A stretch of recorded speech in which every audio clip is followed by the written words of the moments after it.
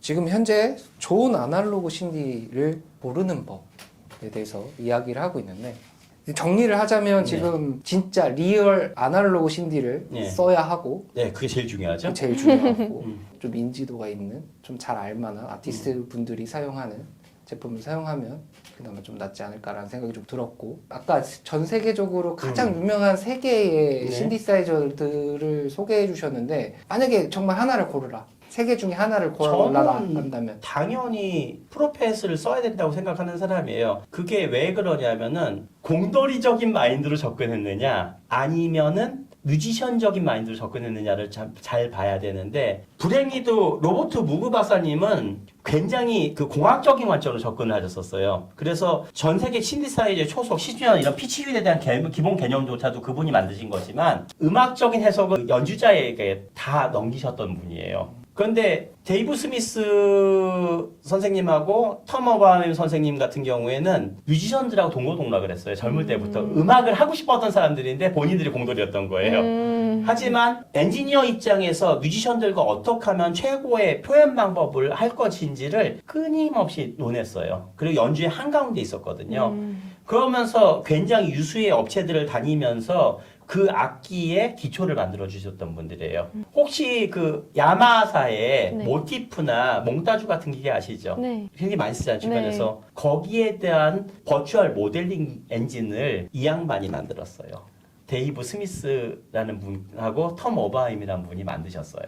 코르그의 웨이브 스탯이나 웨이브 스테이트 들어가는 벡터 모델링의 원조 기술이 프로펫입니다. 안 믿기시죠? 사실이에요. 그만큼 이분들은 전 세계 신디사이저의 가장 핵심적인 기술에 초석을 다져주셨던 분들이기 때문에 당연히 우리가 조상신 따라가잖아요. 조상 찾아가면 결국 얘나 미니무그나 오버하임의 매트릭스 시리즈나 오비 시리즈에 도달하게 돼요. 그런데 지금은 어떻게 보면은 프로펫과 오버하임은 거의 같은 회사라고 봐야 되거든요. 아, 정말요? 네, 두 분이서 협업을 하셨었고, 데이브 스미스 선생님께서 돌아가신 이후에는 톰 오바임 선생님께서 여전히 자문을 주고 계시고, 그렇기 때문에 이 아이덴티티가 유지되는 브랜드가 몇 개 없어요. 좀 안타깝긴 하지만 첫 번째 1세대 오노가 떠난 이후로는 색깔이 퇴색되는 브랜드들이 의외로 많았었어요. 그런데 오버하임과 프로펫만큼은 여전히 그 컬러와 퀄리티가 유지가 되고 있거든요. 그렇기 때문에 외국의 뮤지션들이 지금도 선택을 하고 중요 연주자를 쓰는 이유가 바뀐 게 거의 없어요. 바뀐 게 있다면 편의 장치가 추가됐어요. 그러니까 없었던 미디가 추가가 되고 USB 단자가 추가가 되고, 그 다음에 메모리 기능이 뱅크가 좀 많아지고, 그 다음 벨로시티가 좀 더 강화되고, 이런 편의적인 것들이 요새 추세에 맞춰서 추가는 됐을지언정 얘가 가진 기본적인 음에 대한 타협은 없거든요. 그 대신 아날로그 신디사이저는 단점이 한 가지 있습니다. 무거워요. 맞아요. 그래도 이게 안 믿기시겠지만요. 많이 경량화가 된 거예요. 뭐 옛날 영상 보면 진짜 이따만하죠. 네. 갑자기 학생 시절 때 그 안 좋은 기억이 이게 왜냐하면은 아까 말씀드렸었죠. 저희가 신디가 옛날에는 1폴리나 3폴리밖에 안 나왔고 6폴리가 나오잖아요. 6개 화물이었으면 진짜 비싼 기계였어요. 약간 돈질의 화신이라고 할까? 그 당시 얼마였나요? 그때 당시에 월급 기준으로 볼게요. 일본에 그때 당시에 있었는데 일본 회사원의 그 회사원 월급의 6개월분이었어요. 미니무그 한 대 가격이. 연봉의 반. 예, 연봉의 반이. 미니무그는 좀 조그맣지 않나요? 예, 조그만데 걔도 또 3폴리밖에 안 나오거든요. 3폴리인데 연봉의 반. 네, 연봉의 반. 그럼 그때 당시에도 6폴리가 있었나요? 예, 있었어요. 폴리무그라는 게 있었습니다. 폴리무그. 폴리무그는 뭐 어느 정도인데? 예, 그건 이제 가격이 한참 올라갑니다. 감히 영접하라면 신기한. 구경만 해도 신기한. 예. 근데 이제 그 와중에 가성비 좋은 물건을 이 데이브 스미스 선생님하고 톰 오바임 선생님이 내셨죠. 시퀀셜 프로펫 시리즈하고 오비 시리즈라는 걸 내놓기 시작했거든요. 그래서 약간의 프리셋도 가능하고 가격도 덤벼볼 만한데 심지어 폴리수도 많은 6폴리가 나오는 기계들을 출시를 시작한 거죠. 그게 코르그라는 회사에서 좀 더 영가형을 내기 전까지만 해도 시장에서 굉장히 중행적인 위치였던 거예요. 그럼 어떻게 보면 무그의 약간 보편형? 네, 그렇다고 볼 수 있죠. 거기서 이제 차별화가 되는 부분들이 프로펫 시리즈나 오버하임 시리즈들은 프리셋을 차용하기 시작했죠. 이미 80년대 들어와서 좀 본격적으로. 프리셋의 개수를 늘려나가기 시작했어요. 최소한의 뱅크를 만들기 시작했고 그 영향으로 일본 브랜드들이 따라하기 시작했던 거 이제 코르그나 로랜드에서 이제 프리셋화 시키기 시작했어요. 여러분 좋아하시는 주노나 주피터가 거기에 들어가는 거죠. 궁금한 게 있는데 예를 들어서 옛날 원래 원초적인 신디사이저는 뭐 폴리도 안 되고 네. 뭐 소리도 자체적인 네. 나올 수 없고 그런 것들이라고 말씀을 하셨는데 그 후로 나오게 됐던 뭐 시퀀셜이나 오비 시리즈 네. 같은 건 뭐 프리셋도 조금씩 있고 뭐 경량화가 네네. 너브들도 되어 있잖아요. 네. 그런 것도 진짜 아날로그 네, 맞습니다. 할 수 있나요? 왜냐하면 이제 기술의 진보를 통해서 시대가 바뀌는 데가 됐는데 약간 전문적인 얘기긴 하지만 옛날에는 이 안에 전기적인 제어를 위주화되기 때문에 트랜지스터라는 부품을 굉장히 많이 사용했어요. 트랜지스터는 일단 전기도 많이 먹고 그리고 부피를 좀 차지하거든요. 회로적으로 사이즈가 커져요. 그런데 이제 70년대에서 80년대 넘어갈 때 굉장히 중요한 사건이 있는데 우리가 보통 IC라는 개념이 나와요. 인티그레이티드 서킷이라고 해서 직접 회로라는 전자적인 혁명이 나오는데 그 IC의 등장으로 인해서 얘네들이 경량화가 가능해지는 시대로 넘어가기 시작해요. 물론 여전히 TR 비율은 일반 디지털 신디에 비해서 압도적으로 많이 들어가지만 그래도 생략할 수 있는 부속수가 생기면서 부피라든가 사이즈를 줄일 수가 있었고 제일 중요한 거 프리셋을 만들 수 있었거든요. 프리셋이 나오면서 키보디스트의 시대가 생겨요. 그 전까지만 해도 신디를 쓴다는 얘기는 별도로 교육을 받아야 되는 시대였었어요. 당시에 뮤지션들 정말 열심히 했거든요. 지금은 이제 타계하셨지만은 치코리아라는 세계적인 연주자분이 계시죠. 그분 같은 경우에는 그 하루에 공부하는 양이 상상을 초월했었어요. 키보디스트로서 하드웨어를 해석을 했었어야 됐기 때문에. 그래서 그 시대에는 뮤지션들하고 실시간 토론을 했었대요. 여러분들은 잘 모르시겠지만은 블랙퍼스트 클럽이라는 게 있어요. 그게 뭐냐면은 말도 안 되는 세계적인 신디사이저 제조 거장들 있죠. 린서부터 시작해가지고 무그 박사님서부터 이 데이브 스미스서부터 세계적인 신디사이저 제조사의 탑 엔지니어들이 모여서 밥 먹으면서 서로 꺼리낌 없이 자기 기술 까발리는 시간이 있었어요. 숨기는 게 아니라 내 특허냐 이런 게 아니라 야, 나 이렇게 만들었는데 너는 어떻게 생각해? 너 그거 잘못돼서 나랑 이렇게 해서 그런데 그러면 내가 해볼게. 그냥 빠져서 너 굿 아이디어. 너 특허 가져가. 이런 꿈 같은 시대가 있었다니까요. 우와 멋있다. 네, 진짜 멋있었죠. 참고로 세계 최초의 신디사이저를 만들었었던 우리 로버트 무그 박사님은 굉장히 빈궁한 삶을 사셨어요. 안 믿기시죠? 네. 세계적인 신디를 만드셨는데 왜? 특허를 하나도 안 거셨거든요. 후대를 위해서 다 열어놓으셨어요. 만약에 이 피치밴더라는 휠이 로버트 무그 박사님이 처음 개발하신 건데 이거를 특허를 걸었으면 전 세계 그 수많은 메이커들 지금까지 돈 내야 돼요. 그쵸. 10원도 안 받으셨어요. 본인은 굉장히 궁핍하게 사셨어요. 그런 분들이 있어서 이런 신디가 됐었고 또 그 정신을 이어받았던 데이브 스미스 선생님이나 터머 바이번 선생님이 아낌없이 개발에 두들겨 놓은 애들이 얘네들인 거예요. 그래서 지금까지 사랑을 받는 거예요. 이 시리즈들이. 당연한 이유가 있는 겁니다. 엄청난 얘기를 들은 것 같습니다. 그러면은 혹시 저희가 사운드캐에서 취급하는 아날로그 신디는 이제 시퀀셜이랑 네. 오버하임 쪽을 네. 취급을 하고 있는데 음색이라던가 뭐 이런 차이점이 있다면 뭐 어떤 것들이 있을까요? 사실 아날로그 신디는요. 내가 어떻게 프로그램에 따라서 메이커가 틀려도 거의 근접한 소리를 낼 수 네. 있어요. 굉장히 매력적으로. 네. 그런데 이제 특화된 엔진이라는 게 있습니다. 그게 무슨 얘기냐면 이 인터페이스의 구조가 특정 음악에 접근하기 좋게끔 설계되는 경우가 돼 있어요. 네. 그래서 우리가 보통 아날로그 신디사이저를 얘기를 할 때 솔로 지향적인 아날로그 신디인지 베킹 지향적인 아날로그 신디사이저인지를 많이 나눠요. 아, 네. 그러니까 대표적인 게 뭐냐면 솔리스트용 있죠. 네. 이런 것들 프로펫 진짜 끝내줘요. 네. 그런데 이제 패드나 앙상블 같은 것도 있죠. 콰이어 같은 하죠. 네네. 푸장하는 거 있죠. 뭐 두말할 것도 없이 오버하임이에요. 그런데 어느 쪽이 좋다가 아니라 오버하임만의 컬러, 프로펫만의 컬러예요. 그런데 두 양반이 또 같이 설계 공유를 또 많이 하다 보니까 약간 그 서로의 그 장점들이 또 많이 승계가 돼서 컴팩트하게 만드는 데 성공했던 게 사실 이 프로펫이라는 모델이에요. 그리고 여기서 프리셋 기능하고 즉흥적인 억세스가 빨리빨리 될 수 있게끔 파라미터를 오픈해 놓은 애가 테이크 5라는 기종이 또 있는데 걔는 스테이지 쓰기가 정말 좋아요. 솔로 쓸 때 그만한 기종이 또 없어요. 그래서 요새 보면 아시안 쪽에서 뭐 태국, 인도네시아, 일본 쪽의 뮤지션들이 무대 솔로를 할 때 보면은 테이크 5가 굉장히 눈에 많이 들어와요. 신기할 정도로. 네. 처음에 저도 이게 시퀀셜의 제품인지 몰랐었어요. 그 테이크 5가. 그런데 어느 날 이제 그 무대 세팅할 때 엔지니어 봐주면서 가봤더니 얘도 시퀀셜이네? 그랬어요. 전 사실 컨트롤러인 줄 알았었습니다. 네. 근데 보니까 얘도 아날로그 신디에서 해줬던 거예요. 그러니까 그만큼 아직까지 연구 노력이 이루어지고 있고 요새 뮤지션들의 취향이라든가 사용법을 반영을 해서 나온 애들이 있기 때문에 여러분 정말 궁금하시면은 그 하입스의 최신 라이브나 뮤직비디오 봐보세요. 그러면은 진짜 이거 하고 테이크 5 가지고 어떻게 무슨 짓을 하는지가 보여요. 정말 놀라울 정도로 신지팝 정말 쉽게 만드네? 아마 시호님이 집에서 VSTI 들고 만들어가지고 네. 믹스하면서 그 소리 내려고 해봐요. 머리 막 쥐어뜯어도 그 결과 안 나올 거예요. 뭔가 그거 있잖아요. 소고기 마친 것 같은데 다시다마까지밖에 안 나는? 네. 난 진국을 원하는데? 네. 근데 그 친구들 앨범 들어보면 진짜 뭔가 둔탁하면서도 무게감 있으면서도 내가 원하는 그런 부드러운 질감을 잘 내주잖아요.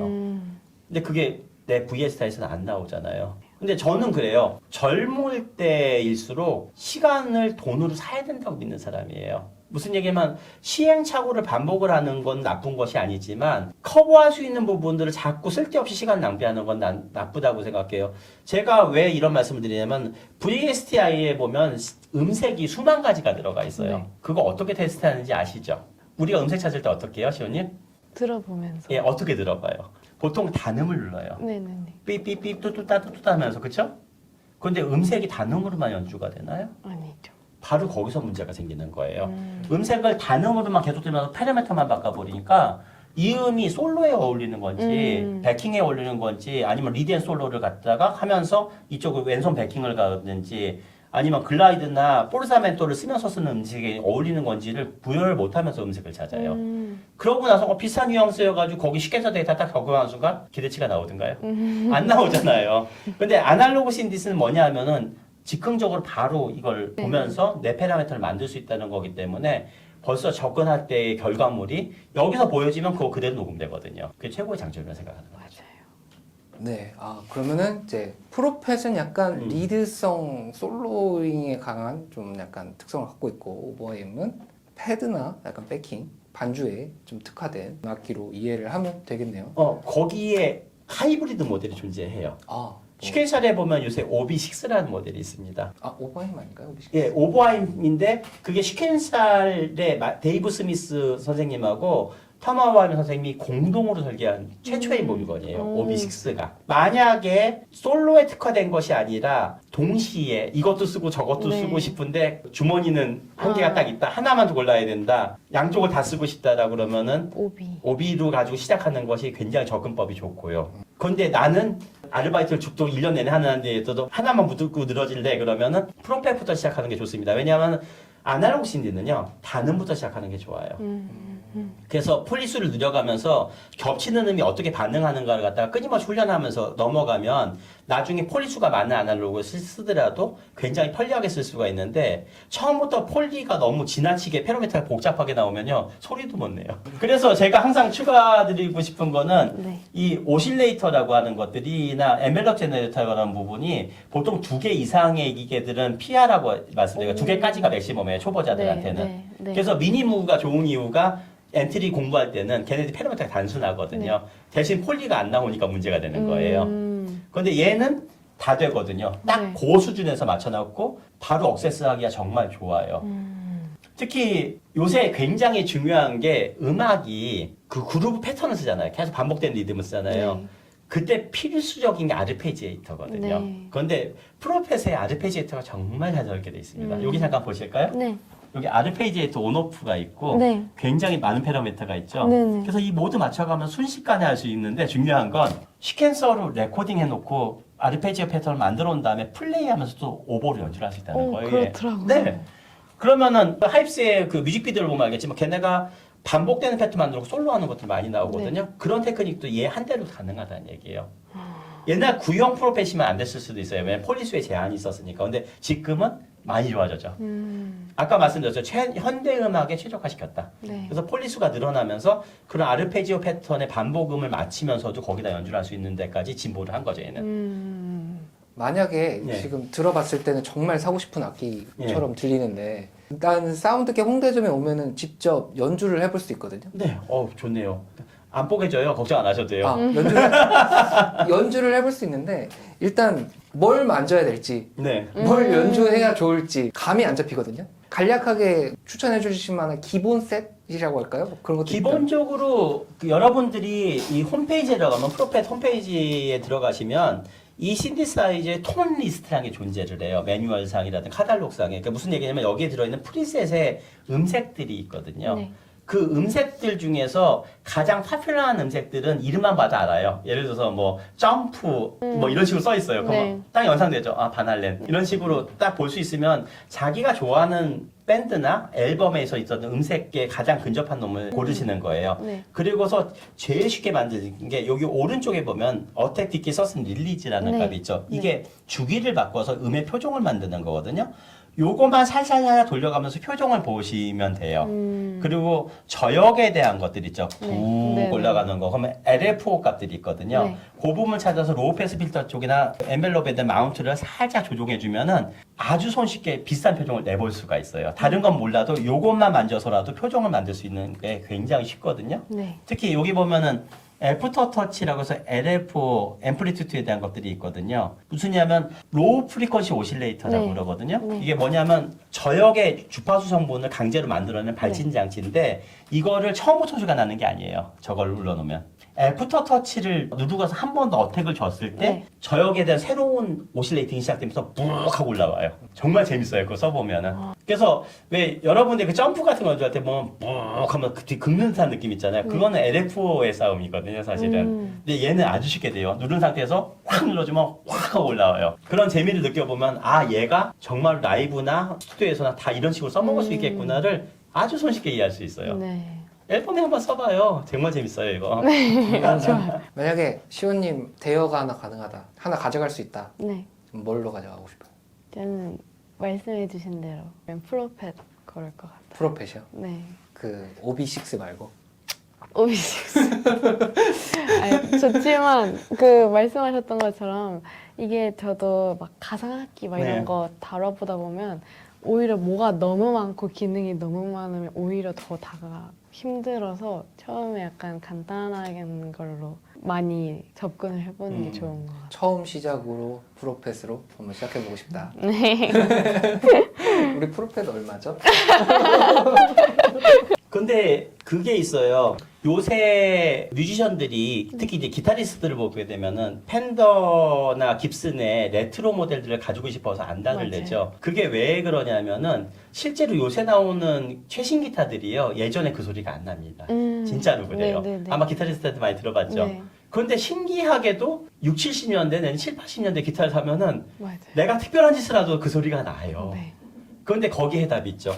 우리가 지금 흉내를 내고 싶은 그런 음악들이 몇 년도의 음악인지 생각을 해보면 맞아요. 그 시대 악기 사면 해결이 되는 거잖아요. VS를 찾을 필요가 없어요. 이건 그 시대의 악기거든요. 네. 그리고 이 프리셋 음색을 만들 때 있잖아요. 제일 많이 주안점이 드는 게 앨범에 들어갔던 소리를 많이 씁니다. 이 사람들이 개발을 해줄 때.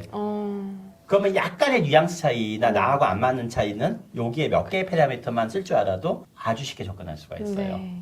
물론 다 쓸 줄 알면 좋겠죠. 아마 사운드캣에서 허락만 해주신다 그러면은 이거를 한 10회나 20회에 걸쳐서 오퍼레이팅 하는 방법도 한번 수업을 해드릴 수 있으면 좋겠어요. 근데 이게 쉬운 방법은 아니어서 단계별로 이렇게 알려드리는 과정은 필요하겠지만 누구도 안 가르쳐주고 있더라고요. 한국에선. 신기하게도. 그럼 저희가 네. 10회짜리로 해서 클래스 105는 수익은 서로 나눠가는 걸로. 그럴까요? 그러실까요? 나쁘지 않은데. 시호님 숙제 나가도 좋겠어요? 아, 저 너무 좋아요. 저 숙제 빡셉니다.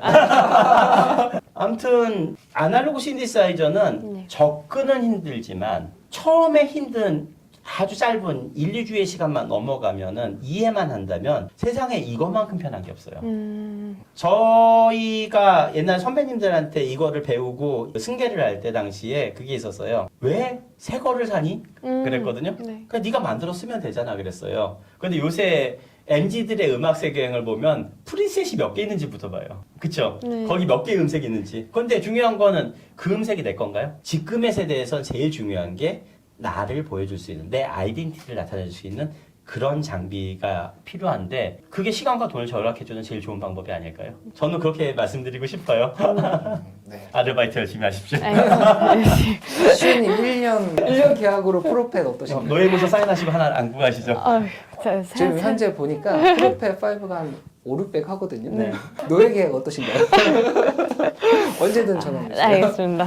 사실 너무 가격대가 너무 세기 때문에 직접 구매하시는 것도 좋지만 저희가 또 렌탈도 진행을 하기 오. 때문에 좋네요.